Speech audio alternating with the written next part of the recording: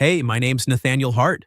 I'm 29 years old and I own Hartwood Estate, a sprawling olive farm nestled in the Sonoma Valley of Northern California. I grew up here, but I've never really felt like I belonged. My parents died in a car accident when I was 12, leaving me this massive property, hundreds of acres of ancient olive groves, a grand old house with creaking wooden floors, and outbuildings filled with presses and storage tanks. It's a fortune on paper, but it's always felt more like a curse than a blessing. The estate comes with strings attached, woven into my parents' will like thorns in the olive branches. If I don't marry and have a legitimate child by the time I turn 30, everything goes to my two aunts and uncles, Benedict and Gertrude Hart. They're not family in the warm sense. They're vultures circling overhead, waiting for me to fail so they can swoop in and sell the land to some big winery conglomerate. They've been pressuring me for years, sending lawyers with reminders, dropping by unannounced to check on things. As my birthday creeps closer, the calls have gotten more frequent, the threats more veiled. I've started avoiding town, holing up in the house with its high ceilings and empty rooms. The farm runs itself mostly. I've got a manager, Harlan, who's been here longer than I have, and a crew of workers who handle the harvesting and pressing. But me? I just wander the groves, checking equipment, tasting the oil, trying to convince myself this life is enough. That afternoon in late June, the California sun was beating down mercilessly, turning the air thick and hazy. The temperature had to be pushing 100 degrees, and the olive trees shimmered in the heat like a mirage. I'd just finished inspecting the pressing machines in the main barn, old beasts of metal that hummed and groaned during harvest season, when I heard a commotion at the front gate. Voices raised, not in anger exactly, but firm. I wiped the sweat from my forehead with the back of my hand and walked over, my boots crunching on the gravel driveway. There, at the wrought iron gates that marked the entrance to Hartwood, stood Harlan, my grizzled old manager. He was facing off with a young woman I'd never seen before. She looked small and fragile against the massive gates, her brown hair matted and tangled, her old jacket soaked through despite the heat. Must have been from a sudden downpour earlier in the day. Her face was gaunt, shadows under her eyes speaking of exhaustion and hunger. She couldn't have been more than 28, dressed in faded jeans and worn sneakers that had seen better days. "Please," she was saying, her voice steady but edged with desperation. "I just need any job. Cleaning, gardening, anything. I'll work hard, I promise." Harlan crossed his arms, his weathered face set in a scowl. "We ain't hiring, miss. Especially not strays off the road begging for handouts. This is private property. Best you move along before I call the sheriff." She didn't flinch at his words, just stood there with quiet dignity, her shoulders squared. But before she could respond, something happened across the road. An elderly woman, Mrs. Evelyn Porter, one of our regular buyers who lived nearby and often stopped by for fresh olive oil, was crossing the street with her cane. The pavement was still slick from the rain and her foot slipped. She went down hard, letting out a sharp cry as she hit the ground. Without a second's hesitation, the stranger, Rose, as I'd later learned, bolted across the road. She knelt beside Mrs. Evelyn, ignoring the mud soaking into her knees. "Are you okay? Let me help you up," she said gently, slipping an arm around the old woman's waist and carefully lifting her to her feet. She dusted off Mrs. Evelyn's coat, guided her to the safety of the curb, and sat her down on a low stone wall. "Does it hurt anywhere? Should I call someone?" Mrs. Evelyn, clutching her cane, looked up with wide eyes. "Oh dear, thank you. I think I'm fine. Just a bruise." "You're an angel, child." I watched the whole thing from the gate, frozen in place. Harlan muttered something about troublemakers, but I wasn't listening. This woman, this complete stranger with nothing to her name, had dropped everything to help someone in need. No hesitation, no expectation of reward. When she looked up, straightening Mrs. Evelyn's hat with a soft smile, her eyes caught the light, clear, determined, unflinching. In that moment, I saw something rare. Integrity in the face of desperation. She wasn't low or desperate in the way Harlan implied. She was resilient, the kind of person who held on when the world tried to break them. "Harlan," I called out, my voice cutting through the tension. "That's enough." He turned, surprised. "Sir, I said enough." I walked over, opening the gate myself. Rose looked at me warily as I approached, but she didn't back down. Up close, I could see the dirt on her hands the way her jacket hung loose on her frame. "Come inside," I said, gesturing toward the house.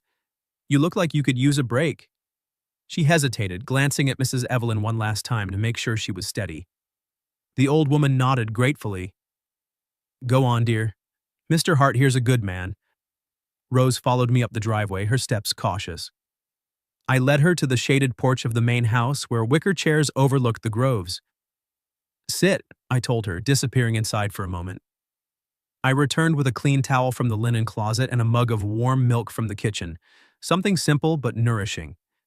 "Here, dry off and drink this." She took the towel with trembling hands, wiping her face. "Thank you," she whispered, her voice cracking just a little. I really just need work. Any work. I can clean, cook, tend the fields, whatever you need. Please." I sat across from her, studying her face. There was no pleading whine in her tone, just raw honesty. "Why here? Why now?" She sipped the milk slowly, her eyes distant. "My mother's in the hospital in San Jose. Cancer. The bills are piling up, and I lost my job waitressing when she got worse. I heard about farms up here needing seasonal help. I walked and hitched rides for 2 days to get here. I don't have much, but I work hard. I promise I won't be a burden." Her story hit me like a gust of wind through the olives. Simple, heartbreaking, but delivered without self-pity. I thought of my own isolation, the weight of the estate pressing down on me. And then I remembered her rushing to help Mrs. Evelyn, no questions asked. In a world where everyone seemed out for themselves, like my aunts and uncles, she was different. "All right," I said finally. "We'll give you a trial. Start tomorrow. Cleaning the main house and helping in the kitchen. Room and board included, plus a fair wage." Her eyes widened, tears welling up but not falling. "Really? Thank you, Mr. Hart. You won't regret it." As she stood to leave, thanking me again, I watched her walk back down the drive. Little did I know that act of kindness, born from a single moment of compassion, had just set my life on a path I could never have imagined. The curse of Heartwood was about to unravel, one unexpected thread at a time. Rose started the next day, as promised. I assigned her basic tasks at first, cleaning the main house, helping in the kitchen with meal prep for the staff, and assisting the gardeners with weeding the paths around the groves. She dove in without complaint, her small frame moving with a quiet efficiency that surprised even Harlan. By the end of the first week, she'd scrubbed the dusty corners of the library that hadn't seen a rag in years, organized the pantry so everything was labeled and accessible, and even pitched in to mend a broken fence post when one of the workers got called away. The staff whispered about her at first. Who was this stranger Mr. Hart had let in? But soon enough, the murmurs turned to respect. She didn't gossip, didn't slack off, and she had a way of noticing when someone needed a hand. One afternoon, I saw her helping old Mrs. Martha, our cook, carry heavy crates of produce from the delivery truck. Martha, who's been with the family since my grandparents' time, patted her arm and said, "You're a godsend, child." I kept my distance at first, watching from afar as I went about my routines, reviewing the soil reports, tasting samples from the latest press, negotiating with buyers for our premium olive oil. But Rose brought a subtle change to Heartwood. The house felt less empty. The air carried the faint scent of fresh-baked bread from her experiments in the kitchen, and the dogs, my 3 old hounds that usually lounged lazily on the porch, started following her around like shadows, wagging their tails whenever she scratched their ears. She treated them with a gentleness that made me pause. One evening I found her in the barn, brushing out one of the horses that we rarely rode anymore. "They get lonely too," she said simply when I asked why she bothered. She never asked for anything beyond her wages, which she sent straight to the hospital in San Jose for her mother's treatments. I checked in with Harlan occasionally, and his reports were always positive. "The girl's a worker, sir, no trouble." But it was more than that. Rose had a resilience that mirrored the olive trees themselves, twisted by wind and drought, but still bearing fruit. She didn't talk much about her past, but bits slipped out. Growing up in a rundown apartment, dropping out of community college to care for her mom, scraping by on odd jobs. "Life doesn't give you choices sometimes," she said once over a quick lunch in the staff kitchen. "You just keep going." One crisp morning about a month later, the peace shattered. I was in my study poring over the latest financials. The estate was profitable, but the maintenance costs were eating into reserves when Harlan knocked. Your aunts and uncles are here, sir, with the lawyer. I sighed, knowing what was coming. Benedict and Gertrude arrived like clockwork every few months, always with their slick attorney in tow. They pulled up in Benedict's gleaming Mercedes, stepping out in tailored suits that screamed city money. Benedict, tall and balding with a perpetual smirk, clapped me on the back like we were old pals. Nathaniel, my boy, looking rustic as ever. Gertrude, his sister, thinner and sharper-eyed, nodded curtly, her pearls clicking as she adjusted her scarf. We gathered in the formal sitting room, the one with the antique fireplace and portraits of my ancestors staring down disapprovingly. The lawyer, a man named Mr. Ellis with wire-rimmed glasses and a briefcase full of doom, spread out the documents on the coffee table. As you know, Mr. Hart, he began in his dry monotone, the terms of your parents' will are explicit. By your 30th birthday, which is mere months away, you must be married and have a legitimate heir on the way or already born. Failure to comply results in the immediate transfer of Hartwood estate to your aunts and uncles as joint beneficiaries. Benedict leaned back, crossing his legs. We've got buyers lined up, Nate. Big names in the wine industry. They'll turn this place into something modern, a resort maybe. No more of this quaint farming nonsense. Gertrude chimed in, her voice laced with false sympathy. It's for the best, dear. You're young, unattached. Start fresh somewhere else. We wouldn't want you to force something unnatural just to cling to this old pile. I sat there, fists clenched in my lap, the weight of it all pressing down like the summer heat. They were right. I had no wife, no prospects, no time for courtship. The estate wasn't just land, it was my parents' legacy, the only piece of them I had left. Losing it would mean losing myself. As they droned on outlining the legal steps they'd take if I failed, a plan formed in my mind, desperate, clinical, but necessary. After they left, their car kicking up dust on the drive, I summoned Rose to my study. She entered quietly, wiping her hands on her apron, her hair tied back in a simple ponytail. You wanted to see me, Mr. Hart? Sit down, Rose. I gestured to the chair across from my desk. She did, her expression calm but curious. I didn't sugarcoat it. I need a wife, a legal one, and a child to secure this estate. My parents' will demands it by my 30th birthday, or I lose everything to my relatives. In exchange, I'll cover all your mother's medical bills, ensure her care is top-notch, and provide for you financially for life if things don't work out. No strings beyond the contract. You don't have to love me, this is business. She didn't react with shock or outrage. Her eyes stayed steady on mine, processing. And if I say yes, you'll follow through on everything? On my word. She nodded slowly, standing. I'll think about it. That night, I couldn't sleep. I paced the halls, staring out at the moonlit groves. What had I done? Proposing a sham marriage to a woman I'd barely known for a month? But desperation has a way of blurring lines. The next morning, Rose knocked on my study door. I've decided, she said, her voice firm. I'll do it. But not for the money beyond what's needed for my mother. And I'll pull my weight here. Hartwood won't fail on my watch. We arranged everything quickly. The wedding was a sterile affair at the Sonoma County Courthouse.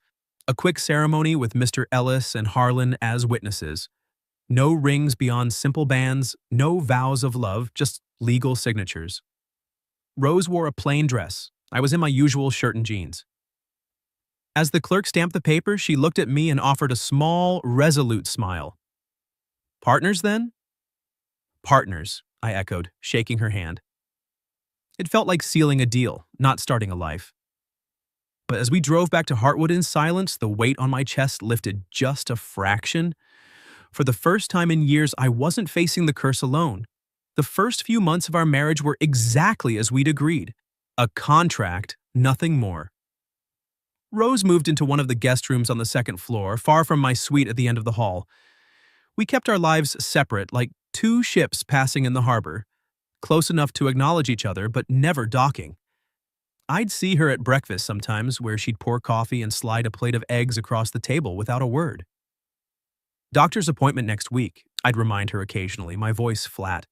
referring to the fertility checks we'd scheduled to ensure the heir part of the deal happened sooner rather than later. She nodded each time, no questions, no complaints. Her focus was on the estate, and she threw herself into it with a determination that bordered on fierce.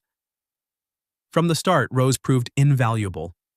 She took over the household ledgers I'd long neglected, poring over them in the study late into the evenings.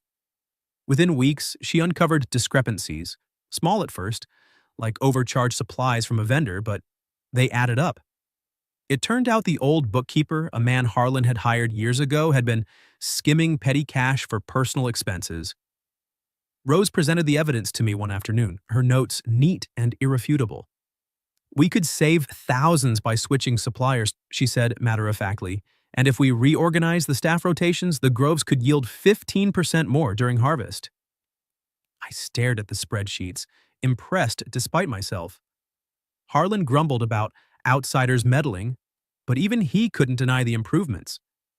The workers started respecting her. Whispers turned to nods of approval as she streamlined the packing process, ensuring the olive oil shipments went out on time and under budget. Profits ticked up for the first time in years, and Rose never once asked for a raise or a pat on the back. Every cent she earned went straight to her mother's hospital bills in San Jose. I'd see the envelopes she sealed, addressed with careful handwriting. She didn't spend on herself. Her clothes remained simple, faded jeans and cotton shirts from her old life. No jewelry beyond the plain wedding band we'd exchanged at the courthouse. The staff gossiped at first. "What's she after, marrying the boss like that?" But Rose ignored it all, her composure like armor. She was unflappable in the face of their stares, responding only with quiet efficiency. One day, I overheard a couple of the gardeners muttering about her being too good to be true, but by the next week she'd won them over by helping transplant a row of young olive saplings during a sudden heat wave. Her hands blistered, but her pace unrelenting. What struck me most was her kindness in the small things. The estate had always felt sterile to me, beautiful but lifeless. Rose changed that without trying. She rescued a stray dog that wandered onto the property one rainy afternoon, its paw injured from a thorn. I found her in the barn bandaging it with strips from an old towel, cooing softly as the animal whimpered. "Poor thing," she murmured. "You've been through it, haven't you?" The dog, a scruffy mutt with sad eyes, licked her hand and followed her everywhere after that. She named him Oliver, after the trees, and he became a fixture around the house, bringing a spark of warmth to the cold halls. One evening, after a long day negotiating with a buyer over the phone, I wandered into the kitchen, drawn by the smell of garlic and herbs. Rose was there, alone, stirring a pot on the stove. An old cookbook, my mother's, dusty from years on the shelf, lay open beside her. "What's this?" I asked, leaning against the doorframe. She glanced up, not startled. "Pasta alla norma. From your mother's recipes." I thought, well, you mentioned once that you liked Italian food. Figured it might make dinner less routine. I paused, taken aback. "Why bother? You don't have to cook for me." She turned off the burner, her expression thoughtful. "I don't want to live in a sad house forever, Nathaniel. If you trust me with this place, I'll trust you not to hurt me. Small things like this. They make it bearable." Her words lingered with me that night as I ate alone in the dining room. The pasta rich and comforting in a way I hadn't tasted since childhood. She wasn't just fulfilling a role, she was breathing life into the emptiness. I started noticing more, how she arranged fresh wildflowers from the fields in vases around the house, how she mended the curtains in the library without being asked, how she listened to the workers' complaints and suggested fair solutions. She was steady, unyielding in her decency, even when life had given her every reason to be bitter. As the months passed, though, the one thing we needed most eluded us. Rose wasn't pregnant. The doctor's visits came and went. Tests, advice on timing, reassurances that these things take time. But time was the one luxury I didn't have. My 30th birthday loomed like a storm cloud over the valley, and the pressure mounted. Benedict and Gertrude ramped up their harassment. Anonymous letters arrived, hinting at lawsuits. Phone calls in the middle of the night. Gertrude's voice dripping with mock concern. "Tick-tock, Nathaniel. Don't make us drag this through the courts." I paced the groves at dusk, the olive leaves rustling like whispers of failure. In secret, I began preparing for the worst. I sold off a small, non-essential parcel of land on the estate's edge, discreetly through a broker to build a fund. If we lost Heartwood, Rose and her mother wouldn't suffer. I'd set them up in a comfortable home in San Jose, cover ongoing medical costs, even help Rose start over if she wanted. The thought of her leaving twisted something inside me, but I'd rather lose the land than see her broken by my family's greed. I realized then, staring at the deed transfer papers, that my priorities had shifted. It wasn't just about the estate anymore. Rose had become more than a partner in a deal. She was someone I admired, someone whose quiet strength had cracked through my isolation. I started showing it in small ways. One morning I picked a bouquet of wild lupines from the hillside and left them on her dresser with a note. "For brightening this place." She didn't mention it at dinner, but I caught her smiling as she arranged them in a vase. I began asking about her mother during our rare shared meals, how the treatments were going, if there was anything more I could do. "She's fighting," Rose would say, her voice softening. "Thanks to you." Gradually, she opened up. Late one night, under the porch light with moths fluttering around, she told me about her childhood.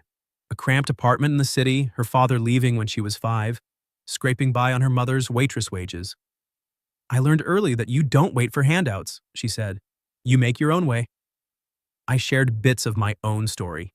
The accident that took my parents, the lonely years under guardians who cared more about the estate than me. For the first time, the conversations flowed beyond business, bridging the gap from strangers to something closer, something real. But the clock kept ticking. As my birthday approached, the doctor's news remained the same. No pregnancy yet. I lay awake nights wondering if the deal would crumble, if I'd lose everything, including her. Little did I know the seeds of change had already taken root, deeper than any olive tree in the groves. The day I turned 30 dawned clear and bright, the kind of flawless California morning that mocked the storm brewing inside me. Sonoma Valley stretched out beyond the windows of Heartwood Estate, the olive groves golden under the sun, rows of ancient trees standing sentinel like they had for generations. But today, they felt like witnesses to my potential downfall. I'd barely slept, my mind replaying every clause of the will, every sneer from Benedict and Gertrude. The air in the house carried a heaviness, even as the staff went about their routines. Mrs. Martha humming in the kitchen, Harlan barking orders in the barn. Rose had been quieter than usual that week, her face pale during our brief meals, but she'd insisted it was just fatigue from the ledgers.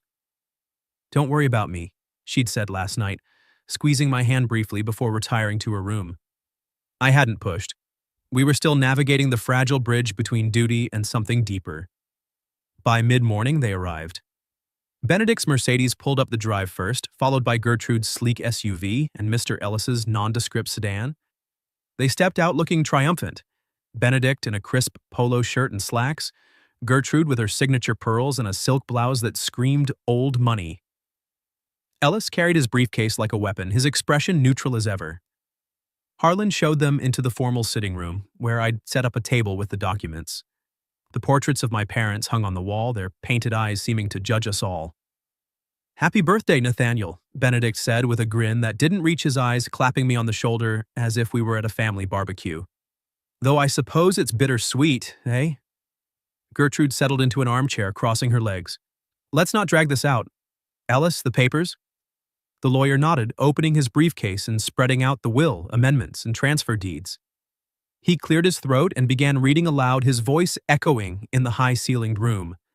"Pursuant to the terms set forth by Elias and Margaret Hart, in the event that Nathaniel Hart fails to marry and produce a legitimate heir by his 30th birthday, the entirety of Heartwood Estate, including all lands, buildings, equipment, and associated assets, shall revert to the surviving siblings of the deceased, namely Benedict Hart and Gertrude Hart, in equal shares."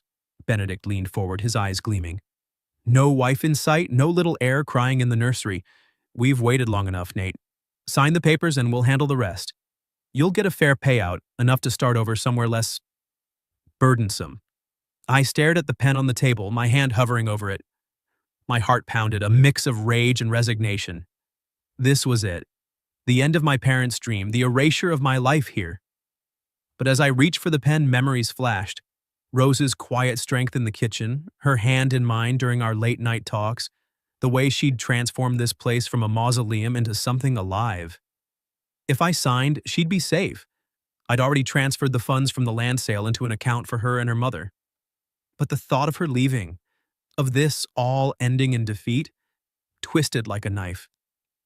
Just as my fingers closed around the pen, the door to the sitting room creaked open. Rose stood there, her face ashen, one hand gripping the frame for support. She was dressed simply in a blouse and skirt, but sweat beaded on her forehead despite the cool room. The group turned, surprise flickering across their faces. Rose? I stood, concern overriding everything. You shouldn't be down here, go rest. She shook her head, stepping forward unsteadily. Her other hand rested on her abdomen, a subtle gesture that sent a jolt through me. Don't sign yet, she said, her voice steady despite the tremor in her body. Gertrude scoffed. Who is this? Your housekeeper? This isn't the time for interruptions, girl. Benedict's eyes narrowed. Nathaniel, control your staff. But Rose ignored them, her gaze locked on mine. She took a deep breath as if gathering every ounce of strength. I'm pregnant.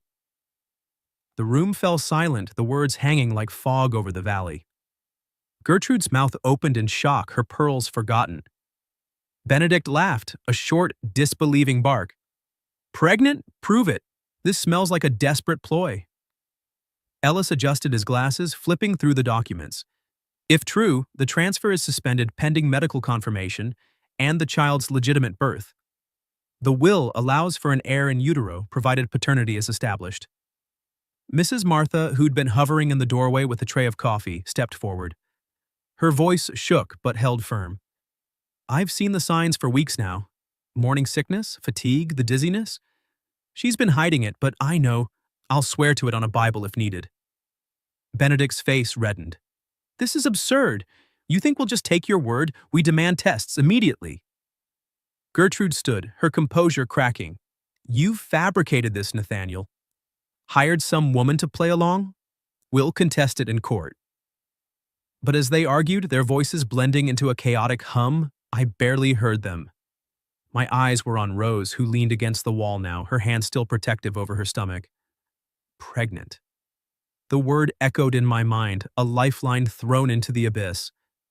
I crossed the room in 3 strides, ignoring the others, and took her free hand in mine. It was cold, clammy, but she squeezed back. Are you sure? I whispered, my voice thick. She nodded, tears glistening in her eyes but not falling. The doctor confirmed it yesterday. I didn't want to say until I knew it would stick. But I couldn't let you lose this place, not without fighting. Ellis cleared his throat again. Assuming verification, the estate remains yours, Mr. Hart. We'll need documentation within the week. Benedict slammed his fist on the table. This isn't over. If that child's not legitimate, it is, I cut in, my voice steel. For the first time I felt the weight lift, replaced by a fierce protectiveness. And you'll leave now. Hartwood stays with me, with us. They gathered their things in stunned silence, Benedict muttering threats under his breath, Gertrude shooting daggers at Rose. Ellis packed his briefcase efficiently, nodding farewell as they filed out. The door shut behind them with a finality that echoed through the house. Alone at last, the room felt vast and empty. Rose swayed slightly and I guided her to the sofa, kneeling in front of her. Why didn't you tell me sooner? I was scared, she admitted softly. Scared it wouldn't last, scared of what it meant. But Nathaniel, this isn't just about the deal anymore. For me, at least. I placed my hand gently on her abdomen, feeling the faint warmth through her blouse. A child. Our child. Tears blurred my vision as the reality sank in. Not just salvation for the estate, but a future, a family. For me, too, I whispered, pulling her into an embrace. She leaned into me, her body relaxing for the first time that day. In that moment, the curse shattered, replaced by something real, something we'd built without even realizing. The months that followed were a quiet transformation, like the slow ripening of olives under the Sonoma sun. Hartwood Estate, once a symbol of isolation and obligation, began to feel like a home. Our home.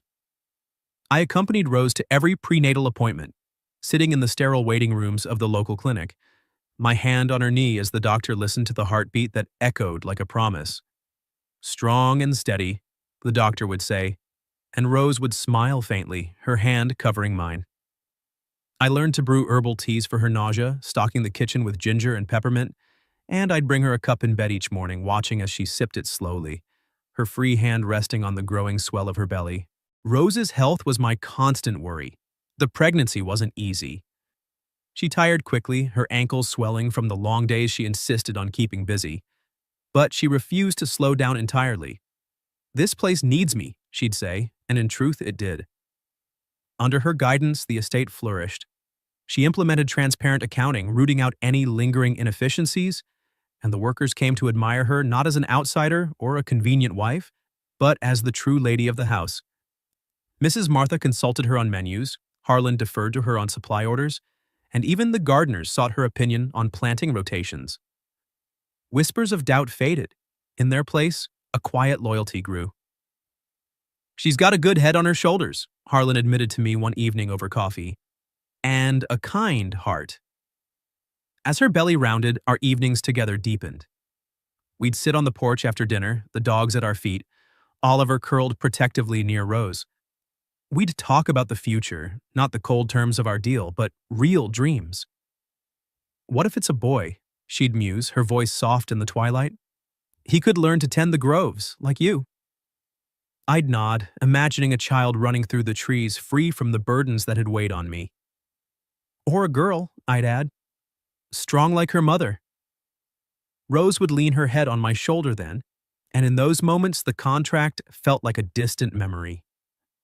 Our touches grew natural, a hand on her back as she stood, a kiss on her forehead before bed.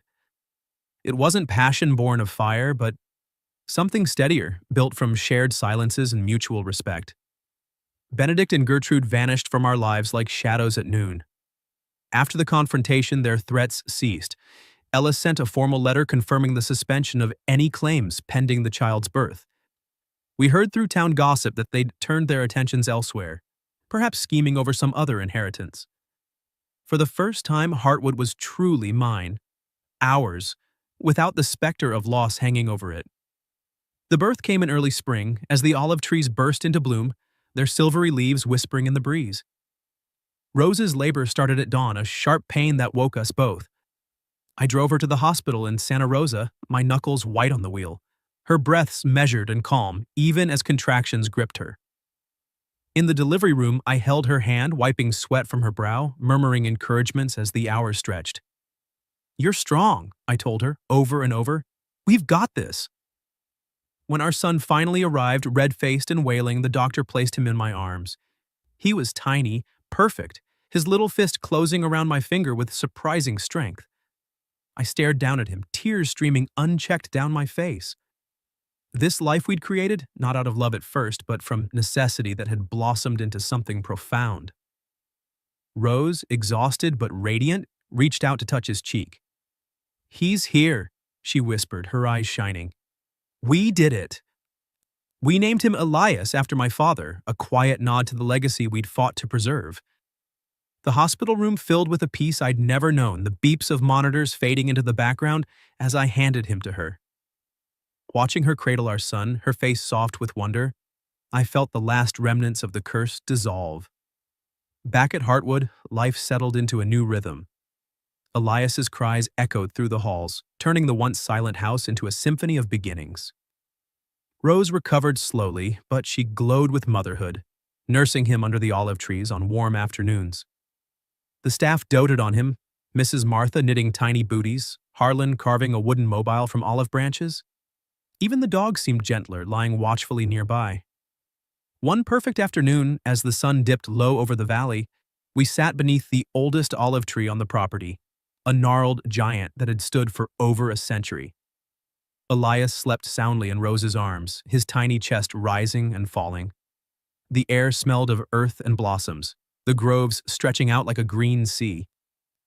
I took her hand, threading my fingers through hers.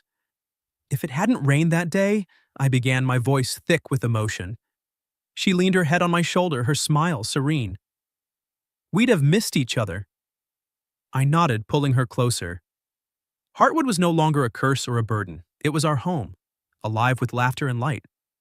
Our family had started as a bargain, forged in desperation, but through kindness, patience, and courage, true love had grown from it.